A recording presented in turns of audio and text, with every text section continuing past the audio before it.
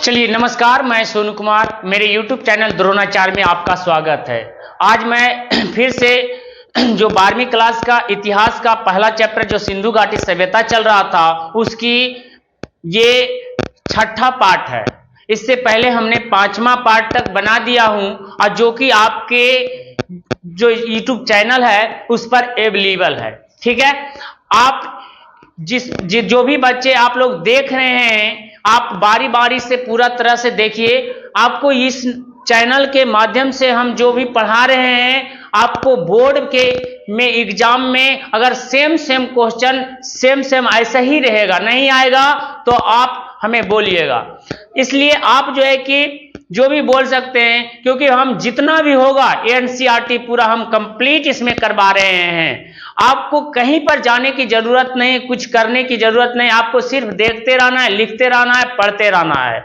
आपको फिर अंतिम में हम ऑब्जेक्टिव करवाएंगे और अंतिम में एक टेस्ट भी लेंगे आपसे, जो कि आपको कमेंट बॉक्स में लिख के देना है। तो इस तरह से पूरी तरह से हमने कंप्लीट करवा रहा हूं। ये आपकी छठा पार्ट है जो कि हम इस वीडियो को चलिए आपके ज्यादा समय ना लेते हुए इस वीडियो को शुरू करते हैं। चलिए सबसे पहला ये इसका टॉपिक का नाम है कि हड़प्पा सभ्यता की राजनीतिक संगठन। इस सभ्यता में हम राजनीतिक संगठन के बारे में, स्वरूप के बारे में हम जानेंगे। इसीलिए हमने इसमें एक क्वेश्चन के तौर पर लिया हूं, क्योंकि आपको बहुत सारे बच्चों को डाउट होता है कि सर पढ़ाने के साथ साथ आप क्वेश्चन बताते जाइए। हम क्वेश्चन भी करवाया हूं इसमें कि हड़प्पा सभ्यता की इसके राजनीतिक के साथ साथ इसकी आर्थिक स्थिति की भी विवेचना कीजिए। हम इसकी आर्थिक स्थिति के भी बारे में जानेंगे। इससे पहले हम सबसे पहला जो है कि हम इसकी हड़प्पा सभ्यता की राजनीतिक संगठन के हम पहले इस पर चर्चा करेंगे। चलिए हम शुरू करते हैं इसमें कि सबसे पहला बात क्या है कि इसमें आपको बता दें, इस क्वेश्चन लिए हैं हड़प्पा सभ्यता की राजनीतिक एवं आर्थिक स्थिति। यहां चमकता होगा, जरा देख लीजिएगा, आर्थिक स्थिति की विवेचना कीजिए, एक क्वेश्चन के तौर में। सबसे पहला हम लेते हैं राजनीतिक संगठन। सबसे पहला कि हड़प्पा सभ्यता की शासन व्यवस्था के बारे में साक्ष्यों के अभाव में कोई विशेष जानकारी हमें नहीं मिलती है।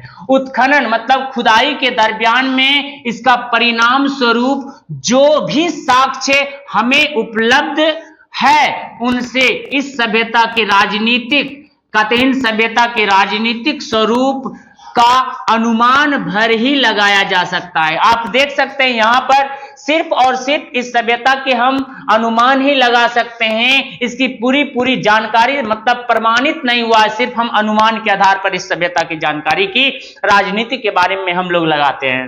कहते उनसे इस सभ्यता के राजनीतिक स्वरूप का सिर्फ अनुमान लगाया जा सकता है। उत्खनन से अभी तक ना तो ऐसा कोई इमारत मिला है जिसको हम राजप्रासाद कहते हैं, जो राजा का भवन हो, और कह सकते हैं कि ना ही कोई ऐसा भव्य मंदिर मिला है कि अवशेष मिला है, प्राप्त हुआ है, ताकि अनुमान लगाया जा सके कि वहां पर पुरोहित वर्ग का इस सभ्यता में शासन था। ऐसा हमें कहीं पर भी नहीं मिल पाया है। चलिए इससे हम आगे इसमें हड़प्पा सभ्यता की राजनीतिक संगठन को हम समझा रहे थे, जिसमें से हमने आपको बताया, और आप पैराग्राफ को चेंज कर लीजिएगा। आप जो है कि पैराग्राफ चेंज करके आप नोट करिएगा कि आपको बता दें कि हड़प्पा जो है मोहनजोदड़ो एवं हड़प्पा में प्राप्त जो दुर्ग मिला है, ये दुर्गों से प्रतीत होता है कि यहाँ का शासन दुर्गों द्वारा होता था। दुर्गों मतलब कि जो हमने आपको बताया कि एक बड़ा शहर, एक छोटा शहर, यानी कि छोटा शहर जिसको ऊंचा में बसाया हुआ था, एक निचला शहर था, उसको बताए थे कि जो बड़ा आम साधारण लोग रहता था। और इसमें जो आपको बताए थे एक जो पश्चिमी शहर था उसमें बताए थे शासक वर्ग के लोग रहते थे। तो हमने आपको बताया दुर्गों द्वारा होता था, और इन दुर्गों में बहुसंख्यक केंद्रीय अधिकारी रहता था। बहुसंख्यक केंद्रीय अधिकारी निवास करते थे। वे श्रम, मूल्य भार में एक रूपता स्थापित करने का प्रयास करते थे। साथ ही साथ सार्वजनिक भवनों का निर्माण तथा उसका जीर्णोद्धार अर्थात जो है कि मरम्मत का काम करते थे। मरम्मत का काम करते थे। जीर्णोद्धार का मतलब होता है मरम्मत का काम कराते थे। यात्रियों को ठहराने के लिए सराय बनाया जाता था, जिसको अभी कहते हैं रैन बसेरा। ठीक है, आपको यात्रियों को ठहराने के लिए जो है कि क्या किया जाता था, सराय, जिसको हम रैन बसेरा कहते हैं। कहते ऐसी भी अनुमान है कि उनका एक राजा भी होता था जो संभवतः पुरोहित होता था। शासक में धर्म तत्व की प्रधानता थी और सिंधु घाटी के शांतिपूर्ण जीवन के प्रमाण को देखते हुए हम कह सकते हैं कि शासन प्रणाली कोई भी हो, परंतु यहाँ तो निश्चित ही है कि सिंधु सभ्यता शासन व्यवस्था निश्चित रूप से उच्च कोटि का होता है। हमने आपको बताया कि यहाँ पर कोई ऐसा सबूत, कोई भी प्रमाण नहीं मिला है, जाके कोई राजा, कोई वैसा भवन नहीं मिला है कि जो कि राजप्रसाद की संज्ञा दे, ऐसा कोई भव्य मंदिर नहीं मिला है जो कि इसे, तो इस सभ्यता का जो शासन व्यवस्था, हम बता दें राजनीतिक संगठन की अगर बात किया जाए तो हम कह सकते हैं कि इसकी जो है कि सिर्फ पुरातात्विक आधार पर अनुमान ही लगाया जा सकता है। इस अनुमान के तहत ही हम लोगों को ये सब जानकारी प्राप्त होता है और ऐसे खुदाई के दरमियान में जो हमें प्राप्त हुआ है उसी से, दुर्ग से ही पता चलता है कि दुर्ग से शासक वर्ग रहता था और वही जो है कि सत्ता का संचालन करता था। तो इससे पता चल जाता है कि वहाँ केंद्रीय अधिकारी लोग रहता था और जो है कि केंद्रीय अधिकारी रहने के साथ वही जो है कि सारा जो है कि पूरा सत्ता का संचालन करता था। इससे आपको पता चल गया होगा कि किस तरह से सत्ता का क्या किया जाता है, संचालन कहाँ से किया जाता था, दुर्ग से, जहाँ पर राजा, जहाँ पर पदाधिकारी लोग रहता था, जबकि निचला शहर जो था, पूर्वी शहर, वहाँ पर सामान्य लोग रहता था, आम जनता, लेकिन जो मकान था वो पक्की मकान था, पक्की ईंटों से बना हुआ था। इस तरह से जो भी हो गया, हमने आपको ये हड़प्पा सभ्यता की राजनीतिक हो गया। अब हम अगला टॉपिक देखेंगे हड़प्पा सभ्यता की आर्थिक स्थिति की बात। आखिर जो है कि जीने के लिए क्या क्या काम वो करते थे जिससे उसको पैसा इनकम हो। आप जानते हैं प्राचीन काल से ही खेती परफेक्ट है। खेती के बाद में पशुपालन, पशु का पालन के बाद में थोड़ा बहुत उद्योग धंधा भी काम करते थे। उसके बाद में व्यापार वाणिज्य, इसके बारे में चलिए शुरू करते, चर्चा करते।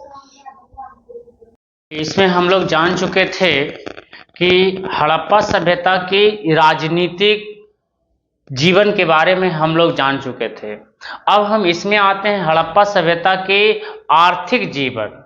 आखिर वहाँ के लोग अपने जीवन यापन करने के लिए, अपनी आजीविका चलाने के लिए कौन कौन से काम करते थे, ये जानकारी हम लोग एकत्रित करते हैं।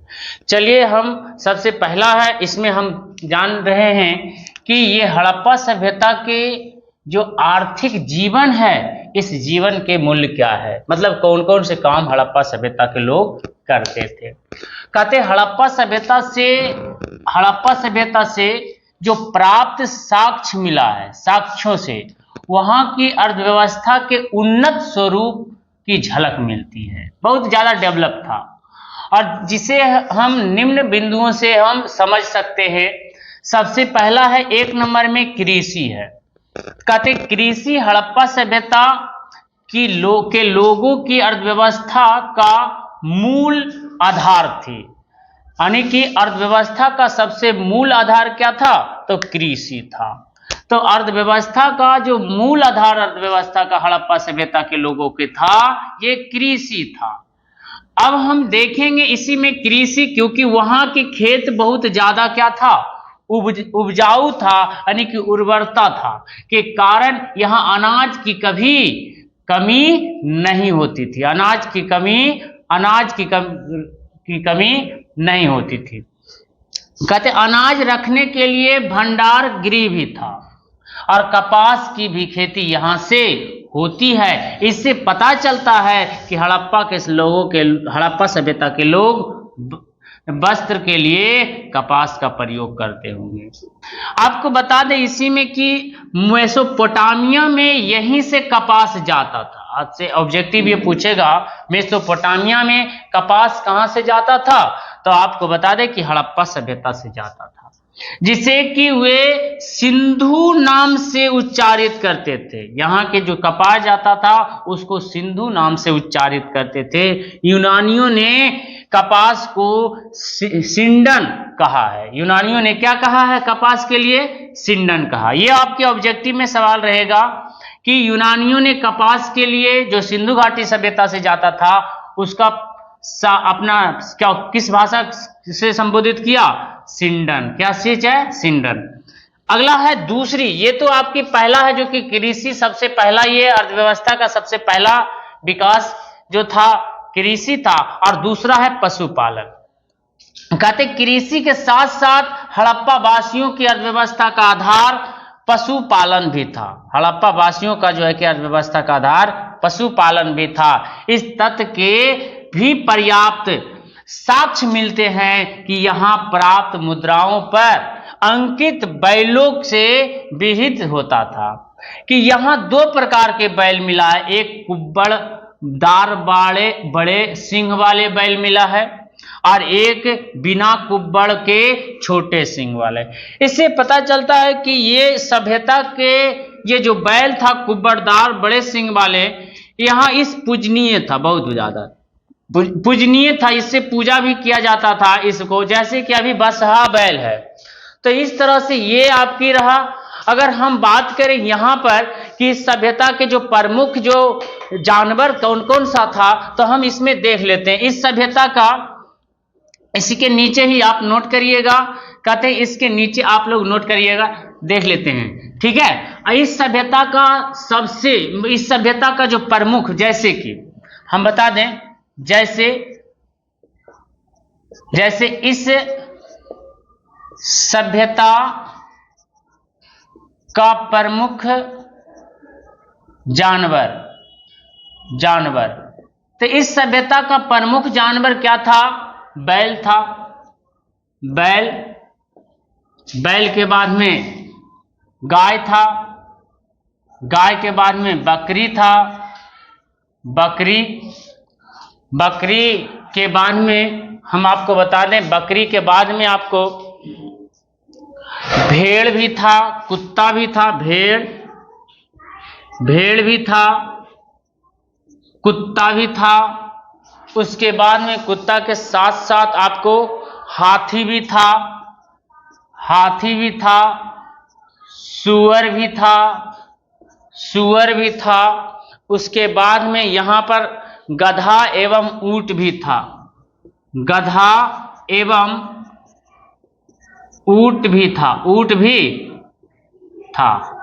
ऊंट आदि था। हम कह सकते हैं कि ये सभ्यता के जो प्रमुख जानवर है ये सारी है। बैल को जो है कि खेत को जोतने में प्रयोग किया जाता होगा, गाय दूध के लिए प्रयोग किया जाता, बकरी मांस के लिए प्रयोग किया जाता होगा, भेड़ भी इससे मांस और ऊनी कपड़ा का भी प्रयोग किया, कुत्ता जो कि वफादार था इसके लिए प्रयोग किया, हाथी जो है कि सामान ढोने में इधर से उधर ले जाने में, सुअर जो है कि मांस का प्रयोग करता होगा, और गधा जो है कि सामान ढोने में, और ऊंट भी सामान ढोने में प्रयोग करता होगा इस सभ्यता के लोग। इसीलिए हम कह सकते हैं कि ये सभ्यता के लोग कृषि के साथ साथ पशुपालन हो गया। 2 नंबर का आपका कंप्लीट हो चुका है। चलिए हम अगला 3 नंबर में हम जानेंगे शिल्प तथा उद्योग धंधे। इसको पहले मिटा लेते हैं। पशुपालन और मतलब कृषि और पशुपालन के बाद आप लोग जान चुके, आप लोग देख लिए हैं कृषि के बाद में पशुपालन किस तरह से हड़प्पा सभ्यता के लोग करते थे। अब हम जानेंगे कि उसके बाद में यहाँ के लोग उद्योग धंधा भी करता था। कहने का मतलब है कि फैक्ट्री लगाता था और फैक्ट्री लगा के यहाँ पर जो बर्तन बनता था, जैसे कि कपास से वस्त्र बनता था, ये सारा काम भी इस सभ्यता के लोग करते थे। हम यहाँ पर जान पा रहे हैं कि शिल्प का मतलब होता है ये कोई पत्थर जो है कि कारीगरी होता है जिससे हम डिजाइनिंग बनाते हैं, जैसे कि बर्तन बनाना होता है। उद्योग धंधों, इसके साथ साथ कहते हैं, हम जानते हैं कि कृषि तथा पशुपालन के अतिरिक्त इस सभ्यता के लोग उद्योग धंधा भी काम करते थे कि प्रति कहते हड़प्पा संस्कृति जो है कि लोगों का स्पष्ट रुझान दृष्टिगोचर होता है। कहते खुदाई से जो प्राप्त हमें कताई और बुनाई के उपकरणों से ये पता चलता है कि यहाँ के लोग कपड़ा सिले सिलाए कपड़ा पहनते थे, यानी कि कह सकते हैं जो सुई मिला है, ये जो आपको सुई मिला है, इस सुई से हमें यह पता चलता है, तकली से यह पता चलता है कि यहाँ के लोग जो है कि बहुत अच्छे तरीके से कपड़ा को सियाए। पहले आप जानते हैं कि लोग कपड़ा नहीं पहनते थे, पत्ता पहन के रहते थे। तो आप सोच लीजिए कि डेवलप आज से 5000 साल पहले जो आदमी रहता था कितना अच्छा से रहता था और कपड़ा सिले सिलाए वस्त्र का प्रयोग करते थे। आप इसका अनुमान लगा सकते हैं कि बहुत ज्यादा मतलब डेवलपमेंट था। कहते हैं यह स्पष्ट संकेत देती है कि कपड़ा बुनना यहाँ का एक प्रमुख उद्योग रहा होगा। चंदुदड़ों में एक कारखाना भी प्राप्त होता है। अगली जो चौथा जो इस सभ्यता के जो आर्थिक जीवन है, यहाँ के लोग व्यापार वाणिज्य भी करते थे। हम कह सकते हैं कि यहाँ पर कृषि पशुपालन एवं शिल्प तथा उद्योग धंधों के साथ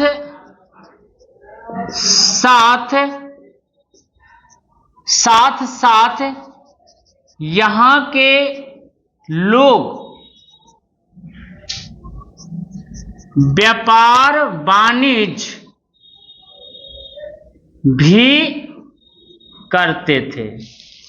कह सकते हैं कि यहाँ के लोग जो व्यापार वाणिज्य जो काम करते थे, तो ऐसा नहीं है कि खाली आपको बता दें कि सिंधु सभ्यता और हड़प्पा सभ्यता और चंदुदड़ो भारत में ही सिर्फ व्यापार करते थे।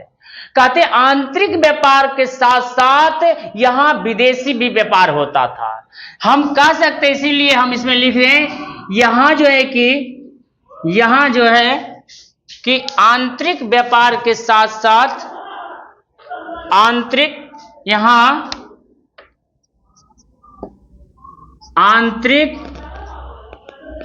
व्यापार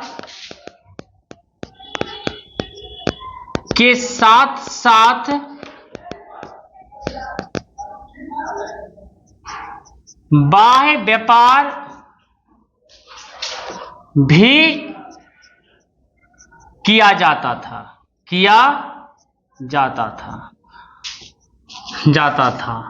और यह किससे किया जाता था आपको बता दें, मिस्र से। पहली सभ्यता है मिस्र और दूसरी से मेसोपोटामिया।